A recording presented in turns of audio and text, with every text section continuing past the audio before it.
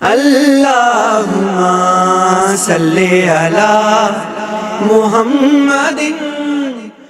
صحیح بخاری حدیث نمبر 1۔ حضور اکرم صلی اللہ علیہ وآلہ وسلم کا ارشاد ہے، تمام اعمال کا دار و مدار نیت پر ہے، اور ہر عمل کا نتیجہ ہر انسان کو اس کی نیت کے مطابق ہی ملے گا۔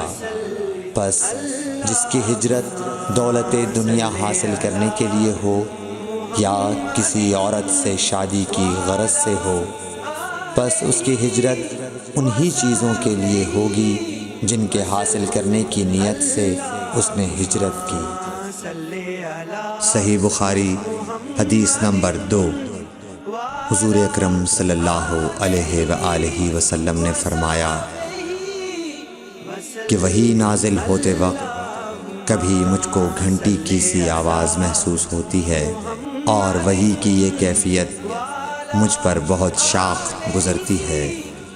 جب یہ کیفیت ختم ہوتی ہے تو میرے دل و دماغ پر اس فرشتے کے ذریعے نازل شدہ وحی محفوظ ہو جاتی ہے، اور کسی وقت ایسا ہوتا ہے کہ فرشتہ بشکل انسان میرے پاس آتا ہے اور مجھ سے کلام کرتا ہے، پس میں اس کا کہا ہوا یاد رکھ لیتا ہوں۔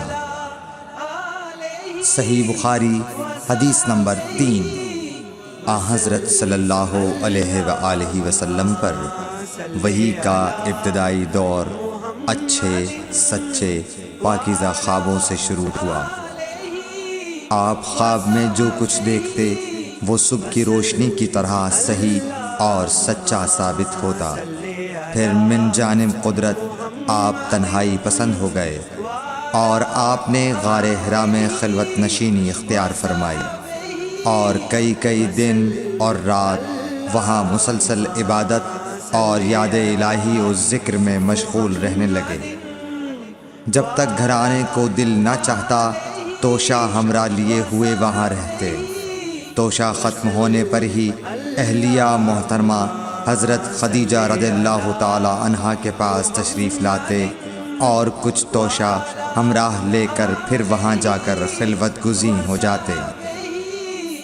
یہی طریقہ جاری رہا یہاں تک کہ آپ پر حق منکشف ہو گیا، اور آپ غار حرا ہی میں قیام پذیر تھے کہ اچانک حضرت جبرائیل علیہ السلام آپ کے پاس حاضر ہوئے اور کہنے لگے کہ اے محمد پڑھو۔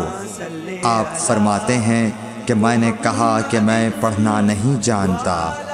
آپ صلی اللہ علیہ وسلم فرماتے ہیں کہ فرشتے نے مجھے پکڑ کر اتنے زور سے بھینچا کہ میری طاقت جواب دے گئی، پھر مجھے چھوڑ کر کہا پڑھو۔ میں نے پھر وہی جواب دیا کہ میں پڑھا ہوا نہیں ہوں۔ اس فرشتے نے مجھ کو نہایت ہی زور سے بھینچا کہ مجھ کو سخت تکلیف محسوس ہوئی، پھر اس نے کہا کہ پڑھ۔ میں نے کہا میں پڑھا ہوا نہیں ہوں۔ فرشتے نے تیسری بار مجھ کو پکڑا اور تیسری مرتبہ پھر مجھ کو بھینچا، پھر مجھے چھوڑ دیا اور کہنے لگا کہ پڑھو اپنے رب کے نام کی مدد سے جس نے پیدا کیا اور انسان کو خون کی پھٹکی سے بنایا۔ پڑھو اور آپ کا رب بہت ہی مہربانیاں کرنے والا ہے۔ پس یہی آیتیں آپ حضرت جبرائیل علیہ السلام سے سن کر اس حال میں غار حرا سے واپس ہوئے کہ آپ کا دل اس انوکھے واقعے سے کانپ رہا تھا۔ آپ حضرت خدیجہ کے ہاں تشریف لائے اور فرمایا کہ مجھے کمبل اوڑھا دو، مجھے کمبل اوڑھا دو۔ لوگوں نے آپ کو کمبل اوڑھا دیا۔ جب آپ کا ڈر جاتا رہا تو آپ نے اپنی زوجہ محترمہ حضرت خدیجہ رضی اللہ تعالی عنہا کو تفصیل کے ساتھ یہ واقعہ سنایا، اور فرمانے لگے کہ مجھ کو اب اپنی جان کا خوف ہو گیا ہے۔ آپ کی اہلیہ محترمہ حضرت خدیجہ رضی اللہ تعالی عنہا نے آپ کی ڈھارس بندھائی اور کہا کہ آپ کا خیال صحیح نہیں ہے۔ اللہ کی قسم آپ کو اللہ کبھی رسوا نہیں کرے گا۔ آپ تو اخلاق فاضلہ کے مالک ہیں، آپ تو کنبہ پرور ہیں، بے کسوں کا بوجھ اپنے سر پر رکھتے ہیں، مفلسوں کے لیے آپ کماتے ہیں، مہمان نوازی میں آپ بے مثال ہیں، اور مشکل وقت میں آپ امر حق کا ساتھ دیتے ہیں۔ ایسے اوصاف حسنہ والا انسان یوں بے وقت ذلت و خواری کی موت نہیں پا سکتا۔ پھر مزید تسلی کے لیے حضرت خدیجہ رضی اللہ تعالی عنہا آپ کو ورقہ بن نوفل کے پاس لے گئیں، جو ان کے چچا زاد بھائی تھے اور زمانہ جاہلیت میں نصرانی مذہب اختیار کر چکے تھے اور عبرانی زبان کے کاتب تھے۔ چنانچہ انجیل کو بھی حسب منشائے خداوندی عبرانی زبان میں لکھا کرتے تھے۔ انجیل سریانی زبان میں نازل ہوئی تھی، پھر اس کا ترجمہ عبرانی زبان میں ہوا۔ ورقہ اسی کو لکھتے تھے۔ وہ بہت بوڑھے ہو گئے تھے، یہاں تک کہ ان کی بینائی بھی رخصت ہو چکی تھی۔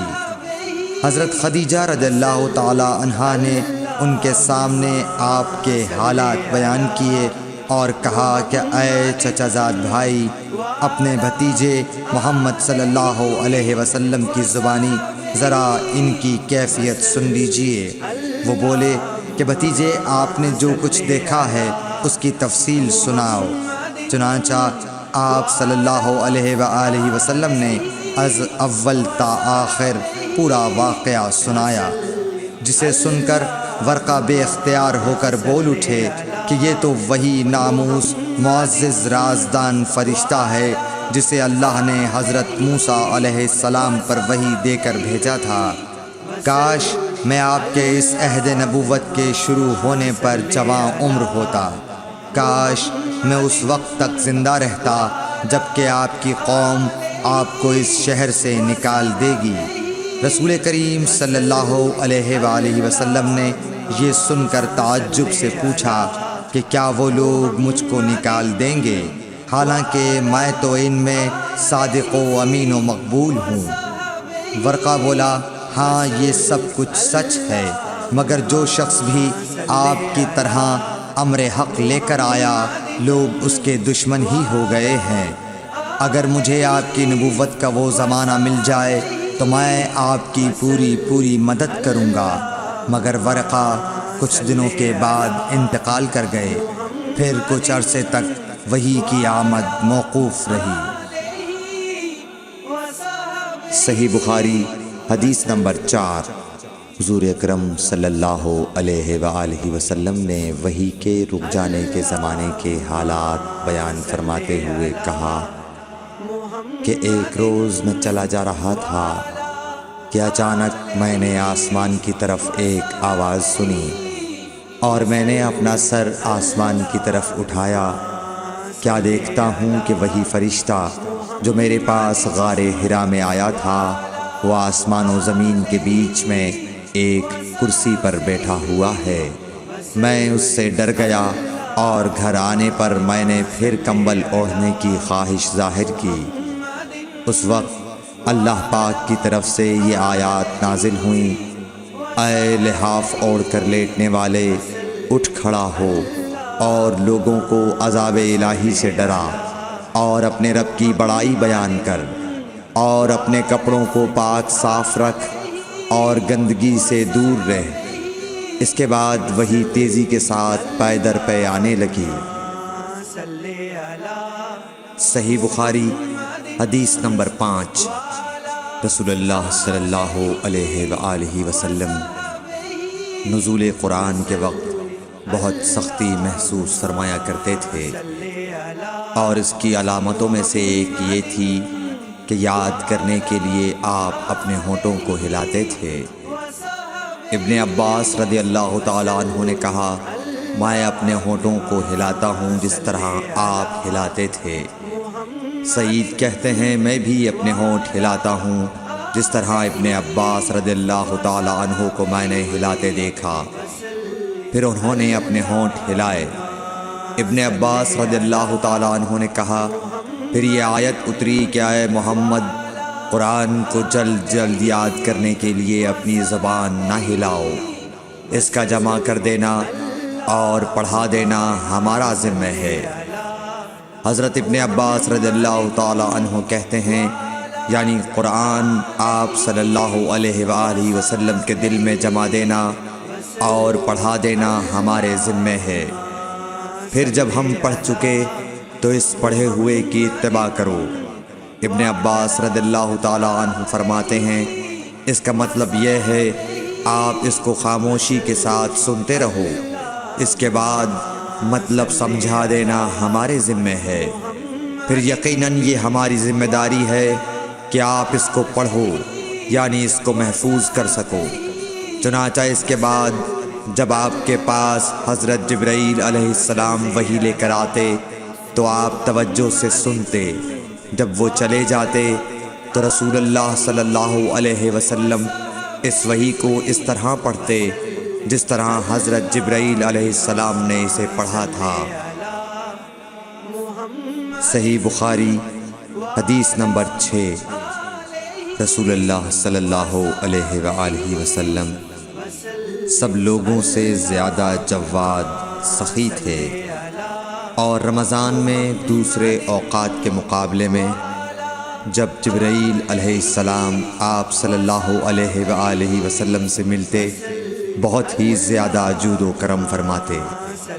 جبرائیل علیہ السلام رمضان کی ہر رات میں آپ صلی اللہ علیہ وآلہ وسلم سے ملاقات کرتے اور آپ کے ساتھ قرآن کا دورہ کرتے۔ غرض حضرت صلی اللہ علیہ وآلہ وسلم لوگوں کو بھلائی پہنچانے میں بارش لانے والی ہوا سے بھی زیادہ جود و کرم فرمایا کرتے تھے۔ صحیح بخاری حدیث نمبر 7۔ ہرقل شاہ روم نے قریش کے قافلے میں ایک آدمی بلانے کو بھیجا، اور اس وقت یہ لوگ تجارت کے لیے ملک شام گئے ہوئے تھے، اور یہ وہ زمانہ تھا جب رسول اللہ صلی اللہ علیہ وسلم نے قریش اور ابو سفیان سے ایک وقتی عہد کیا ہوا تھا۔ جب ابو سفیان اور دوسرے لوگ ہرقل کے پاس ایلیا پہنچے جہاں ہرقل نے دربار طلب کیا تھا، اس کے گرد روم کے بڑے بڑے لوگ، علماء، وزراء و امراء بیٹھے ہوئے تھے۔ ہرقل نے ان کو اور اپنے ترجمان کو بلوایا، پھر ان سے پوچھا کہ تم میں سے کون شخص مدعی رسالت کا زیادہ قریبی عزیز ہے؟ ابو سفیان کہتے ہیں کہ میں بول اٹھا کہ میں اس کا سب سے زیادہ قریبی رشتہ دار ہوں۔ یہ سن کر ہرقل نے حکم دیا کہ اس ابو سفیان کو میرے قریب لا کر بٹھاؤ اور اس کے ساتھیوں کو اس کی پیٹھ کے پیچھے بٹھا دو۔ پھر اپنے ترجمان سے کہا کہ ان لوگوں سے کہہ دو کہ میں ابو سفیان سے اس شخص یعنی محمد صلی اللہ علیہ وسلم کے حالات پوچھتا ہوں، اگر یہ مجھ سے کسی بات میں جھوٹ بول دے تو تم اس کا جھوٹ ظاہر کر دینا۔ ابو سفیان کا قول ہے کہ خدا کی قسم اگر مجھے یہ غیرت نہ آتی کہ یہ لوگ مجھ کو جھٹلائیں گے تو میں آپ صلی اللہ علیہ وسلم کی نسبت ضرور غلط گوئی سے کام لیتا۔ خیر، پہلی بات جو ہرقل نے مجھ سے پوچھی وہ یہ کہ اس شخص کا خاندان تم لوگوں میں کیسا ہے؟ میں نے کہا وہ تو بڑے اونچے عالی نسب والے ہیں۔ کہنے لگا اس سے پہلے بھی کسی نے تم لوگوں میں ایسی بات کہی تھی؟ میں نے کہا نہیں۔ کہنے لگا اچھا اس کے بڑوں میں کوئی بادشاہ ہوا ہے؟ میں نے کہا نہیں۔ پھر اس نے کہا بڑے لوگوں نے اس کی پیروی اختیار کی ہے یا کمزوروں نے؟ میں نے کہا نہیں، کمزوروں نے۔ پھر کہنے لگا اس کے تابعدار روز بڑھتے جاتے ہیں یا کوئی ساتھی پھر بھی جاتا ہے؟ میں نے کہا نہیں۔ کہنے لگا کیا اپنے اس دعوی نبوت سے پہلے کبھی کسی بھی موقع پر اس نے جھوٹ بولا ہے؟ میں نے کہا نہیں، اور اب ہماری اس سے صلح کی ایک مقررہ مدت ٹھہری ہوئی ہے، معلوم نہیں وہ اس میں کیا کرنے والا ہے۔ ابو سفیان کہتے ہیں میں اس بات کے سوا اور کوئی جھوٹ اس گفتگو میں شامل نہ کر سکا ہرقل نے کہا کیا تمہاری اس سے کبھی لڑائی بھی ہوئی ہے؟ ہم نے کہا کہ ہاں۔ بولا پھر تمہاری اور اس کی جنگ کا کیا حال ہوتا ہے؟ میں نے کہا لڑائی ڈول کی طرح ہے، کبھی وہ ہم سے میدان جنگ جیت لیتے ہیں اور کبھی ہم ان سے جیت لیتے ہیں۔ ہرقل نے پوچھا وہ تمہیں کس بات کا حکم دیتا ہے؟ میں نے کہا وہ کہتا ہے کہ صرف ایک اللہ ہی کی عبادت کرو، اس کا کسی کو شریک نہ بناؤ، اور اپنے باپ دادا کی شرک کی باتیں چھوڑ دو، اور ہمیں نماز پڑھنے، سچ بولنے، پرہیزگاری اور صلہ رحمی کا حکم دیتا ہے۔ یہ سب سن کر پھر ہرقل نے اپنے ترجمان سے کہا کہ ابو سفیان سے کہہ دے کہ میں نے تم سے اس کا نسب پوچھا تو تم نے کہا کہ وہ ہم سے عالی نسب ہے، اور پیغمبر اپنی قوم میں عالی نسب ہی بھیجے جایا کرتے ہیں۔ میں نے تم سے پوچھا کہ دعویٰ نبوت کی یہ بات تمہارے اندر اس سے پہلے کسی اور نے بھی کہی تھی؟ تو تم نے جواب دیا کہ نہیں۔ تب میں نے اپنے دل میں کہا کہ اگر یہ بات اس سے پہلے کسی اور نے کہی ہوتی تو میں سمجھتا کہ اس شخص نے بھی اسی بات کی تقلید کی ہے جو پہلے کہی جا چکی ہے۔ میں نے تم سے پوچھا کہ اس کے بڑوں میں کوئی بادشاہ بھی گزرا ہے تو تم نے کہا کہ نہیں۔ تو میں نے دل میں کہا کہ ان کے بزرگوں میں سے کوئی بادشاہ ہوا ہوگا تو کہہ دوں گا کہ وہ شخص اس بہانے اپنے آباء و اجداد کی بادشاہت اور ان کا ملک دوبارہ حاصل کرنا چاہتا ہے۔ اور میں نے تم سے پوچھا کہ اس بات کے کہنے یعنی پیغمبری کا دعویٰ کرنے سے پہلے تم نے کبھی اس کو دروغ گوئی کا الزام لگایا ہے؟ تم نے کہا کہ نہیں۔ تو میں نے سمجھ لیا کہ جو شخص آدمیوں کے ساتھ دروغ گوئی سے بچے وہ اللہ کے بارے میں کیسے جھوٹی بات کہہ سکتا ہے۔ اور میں نے تم سے پوچھا کہ بڑے لوگ اس کے پیرو ہوتے ہیں یا کمزور آدمی؟ تم نے کہا کمزوروں نے اس کی اتباع کی ہے۔ تو دراصل یہی لوگ پیغمبروں کے متبعین ہوتے ہیں۔ اور میں نے تم سے پوچھا کہ اس کے ساتھی بڑھ رہے ہیں یا کم ہو رہے ہیں؟ تم نے کہا کہ وہ بڑھ رہے ہیں، اور ایمان کی کیفیت یہی ہوتی ہے حتیٰ کہ وہ کامل ہو جاتا ہے۔ اور میں نے تم سے پوچھا کہ آیا کوئی شخص اس کے دین سے ناخوش ہو کر مرتد بھی ہو جاتا ہے؟ تم نے کہا نہیں۔ تو ایمان کی خاصیت بھی یہی ہے، جن کے دلوں میں اس کی مسرت رچ بس جائے وہ اس سے لوٹا نہیں کرتے۔ اور میں نے تم سے پوچھا کہ آیا وہ کبھی عہد شکنی کرتے ہیں؟ تم نے کہا نہیں۔ پیغمبروں کا یہی حال ہوتا ہے، وہ عہد کی خلاف ورزی نہیں کرتے۔ اور میں نے تم سے کہا کہ وہ تم سے کس چیز کے لیے کہتے ہیں؟ تم نے کہا کہ وہ ہمیں حکم دیتے ہیں کہ اللہ کی عبادت کرو، اس کے ساتھ کسی کو شریک نہ ٹھہراؤ، اور تمہیں بتوں کی پرستش سے روکتے ہیں، سچ بولنے اور پرہیزگاری کا حکم دیتے ہیں۔ لہٰذا اگر یہ باتیں جو تم کہہ رہے ہو سچ ہیں تو ان قریب وہ اس جگہ کا مالک ہو جائے گا کہ جہاں میرے یہ دونوں پاؤں ہیں۔ مجھے معلوم تھا کہ وہ پیغمبر آنے والا ہے، مگر مجھے یہ معلوم نہیں تھا کہ وہ تمہارے اندر ہوگا۔ اگر میں جانتا کہ اس تک پہنچ سکوں گا تو اس سے ملنے کے لیے ہر تکلیف گوارا کرتا۔ اگر میں اس کے پاس ہوتا تو اس کے پاؤں دھوتا۔ ہرقل نے رسول اللہ صلی اللہ علیہ وسلم کا وہ خط منگایا جو آپ نے وحیہ کلبی رضی اللہ تعالیٰ عنہ کے ذریعے حاکم بصرہ کے پاس بھیجا تھا، اور اس نے وہ ہرقل کے پاس بھیج دیا تھا۔ پھر اس کو پڑھا تو اس میں لکھا تھا اللہ کے نام کے ساتھ جو نہایت مہربان اور رحم والا ہے۔ اللہ کے بندے اور اس کے پیغمبر محمد صلی اللہ علیہ وسلم کی طرف سے یہ خط ہے شاہ روم کے لیے۔ اس شخص پر سلام ہو جو ہدایت کی پیروی کرے۔ اس کے بعد میں آپ کے سامنے دعوت اسلام پیش کرتا ہوں۔ اگر آپ اسلام لے آئیں گے تو دین و دنیا میں سلامتی نصیب ہوگی، اللہ آپ کو دوہرا ثواب دے گا، اور اگر آپ میری دعوت سے روگردانی کریں گے تو آپ کی رعایا کا گناہ بھی آپ ہی پر ہوگا۔ اور اے اہل کتاب، ایک ایسی بات پر آ جاؤ جو ہمارے اور تمہارے درمیان یکساں ہے، وہ یہ کہ ہم اللہ کے سوا کسی کی عبادت نہ کریں اور کسی کو اس کا شریک نہ ٹھہرائیں۔ اور نہ ہم میں سے کوئی کسی کو خدا کے سوا اپنا رب بنائے۔ پھر اگر وہ اہل کتاب اس کتاب سے منہ پھیر لیں تو مسلمانوں تم ان سے کہہ دو کہ تم مانو یا نہ مانو، ہم ایک خدا کے اطاعت گزار ہیں۔ ابو سفیان کہتے ہیں جب ہرقل نے جو کچھ کہنا تھا کہہ دیا اور خط پڑھ کر فارغ ہوا تو اس کے ارد گرد بہت شور و غوغا ہوا، بہت سی آوازیں اٹھیں اور ہمیں باہر نکال دیا گیا۔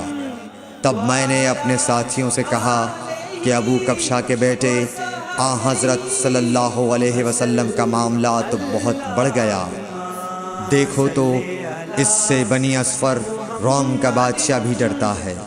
مجھے اس وقت سے اس بات کا یقین ہو گیا کہ حضور صلی اللہ علیہ وسلم ان قریب غالب ہو کر رہیں گے، حتیٰ کہ اللہ نے مجھے مسلمان کر دیا۔ راوی کا بیان ہے کہ ابن ناطور ایلیا کا حاکم ہرقل کا مصاحب اور شام کے نصارہ کا لاٹ پادری بیان کرتا تھا کہ ہرقل جب ایلیا آیا ایک دن صبح کو پریشان اٹھا تو اس کے درباریوں نے دریافت کیا کہ آج ہم آپ کی حالت بدلی ہوئی پاتے ہیں، کیا وجہ ہے؟ ابن ناطور کا بیان ہے کہ ہرقل نجومی تھا، علم نجوم میں وہ پوری مہارت رکھتا تھا۔ اس نے اپنے ہم نشینوں کو بتایا کہ میں نے آج رات ستاروں پر نظر ڈالی تو دیکھا کہ ختنہ کرنے والوں کا بادشاہ ہمارے ملک پر غالب آ گیا ہے۔ بھلا اس زمانے میں کون لوگ ختنہ کرتے ہیں؟ انہوں نے کہا کہ یہود کے سوا کوئی ختنہ نہیں کرتا، سو ان کی وجہ سے پریشان نہ ہوں۔ سلطنت کے تمام شہروں میں یہ حکم لکھ بھیجیے کہ وہاں جتنے یہودی ہوں سب قتل کر دیے جائیں۔ وہ لوگ انہی باتوں میں مشغول تھے کہ ہرقل کے پاس ایک آدمی لایا گیا جسے شاہ غسان نے بھیجا تھا۔ اس نے رسول اللہ صلی اللہ علیہ وسلم کے حالات بیان کیے۔ جب ہرقل نے سارے حالات سن لیے تو کہا کہ جا کر دیکھو وہ ختنہ کیے ہوئے ہے یا نہیں۔ انہوں نے اسے دیکھا تو بتلایا کہ وہ ختنہ کیا ہوا ہے۔ ہرقل نے جب اس شخص سے عرب کے بارے میں پوچھا تو اس نے بتلایا کہ وہ ختنہ کرتے ہیں۔ تب ہرقل نے کہا کہ یہی محمد صلی اللہ علیہ وسلم اس امت کے بادشاہ ہیں جو پیدا ہو چکے ہیں۔ پھر اس نے اپنے ایک دوست کو رومیہ خط لکھا اور وہ بھی علم نجوم میں ہرقل کی طرح ماہر تھا۔ پھر وہاں سے ہرقل حمص چلا گیا، ابھی حمص سے نکلا نہیں تھا کہ اس کے دوست کا خط اس کے جواب میں آ گیا۔ اس کی رائے بھی حضور صلی اللہ علیہ وسلم کے ظہور کے بارے میں ہرقل کے موافق تھی کہ محمد صلی اللہ علیہ وسلم واقعی پیغمبر ہیں۔ اس کے بعد ہرقل نے روم کے بڑے آدمیوں کو اپنے حمص کے محل میں طلب کیا اور اس کے حکم سے محل کے دروازے بند کر لیے گئے۔ پھر وہ اپنے خاص محل سے باہر آیا اور کہا، اے روم والو، کیا ہدایت اور کامیابی میں کچھ حصہ تمہارے لیے بھی ہے؟